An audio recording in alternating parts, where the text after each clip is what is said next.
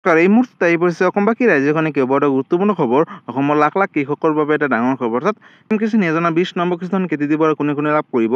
লগত নম্বৰ কিস্তিখন লাভ কৰিব হ'লে বিশেষ কেইটামান কাম কৰিব লাগিব। নতুন এটা আপডেট আহিছে, গতিকে ভিডিঅ'টো সম্পূৰ্ণ চাওক আৰু ভালদৰে বুজি লওক। তো বলক ভিডিঅ'টো আৰম্ভ কৰোঁ।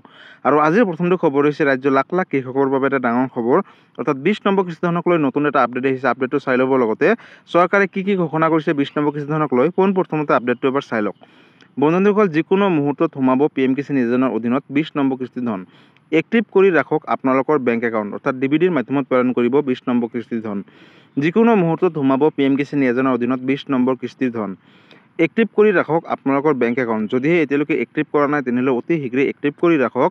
জুলাই মাহতে পিএম কিষাণ যোজনাৰ অধীনত 20 নম্বৰ কিস্তি ধন সোমাব বেংক একাউণ্টত। যিকোনো মুহূৰ্ততে আনুষ্ঠানিকভাৱে দিন ঘোষণা কৰিব ইতিমধ্যে চৰকাৰে। চৰকাৰৰ ধন বিতৰণৰ বাবে ইতিমধ্যে সাজু কৰিছে নতুনকৈ তালিকা। অৰ্থাৎ এই তালিকাত নাম থাকিলে লাভ কৰিব 20 নম্বৰ কিস্তি ধন। শীঘ্ৰেই কৰি লওক এই বিশেষ কেইটামান কাম। অৰ্থাৎ কি কাম কেনেদৰে কৰিব। অন্যথা বঞ্চিত হ'ব ধন লাভৰ পৰা। যদি আপোনালোকে এই কাম নকৰে তেনেহ'লে 20 নম্বৰ কিস্তি ধন লাভ নকৰিব। পিএম কিষাণ যোজনাৰ ৱেবছাইটত গৈ কৃষকসকলে KYC কৰিব লাগিব।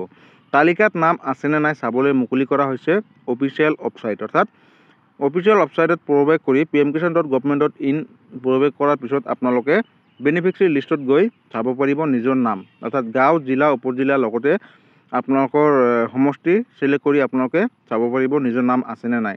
হিতাধিকাৰীসকলৰ বাবে ট'ল ফ্ৰী নম্বৰো মুকলি কৰিছে। যিকোনো সমস্যা হ'লে দিব পাৰিব এতিয়াৰে পৰা অভিযোগ। ট'ল ফ্ৰী নম্বৰ হৈছে 155261। আপোনালোকে নিজৰ মোবাইলত ছেভ কৰি লওক অথবা 1800115526 আৰু এটা নম্বৰ হৈছে। অৰ্থাৎ তিনিটাকৈ নম্বৰ মুকলি কৰিছে চৰকাৰে। 01123381092। এই বিশেষ তিনিটা নম্বৰ সৈতে আপোনালোকে যোগাযোগ কৰি আপোনালোকৰ সমস্যাখিনি সমাধান কৰিব পাৰিব। লগতে বন্ধুসকল, যিসকল কৃষকে KYC কৰিব 20 নম্বৰ কিস্তি ধন পোৱাৰ আগতে তেওঁলোকে সেই 20 নম্বৰ কিস্তি ধন লাভ কৰিব। জুলাই মাহতে চৰকাৰে 20 নম্বৰ কিস্তি ধন মুকলি কৰিব।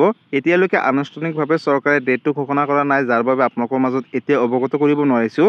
হঠাৎ হয়তো এই সপ্তাহটোৰ ভিতৰতে আপোনালোকে 20 নম্বৰ কিস্তি ধন পাই যাব পাৰে।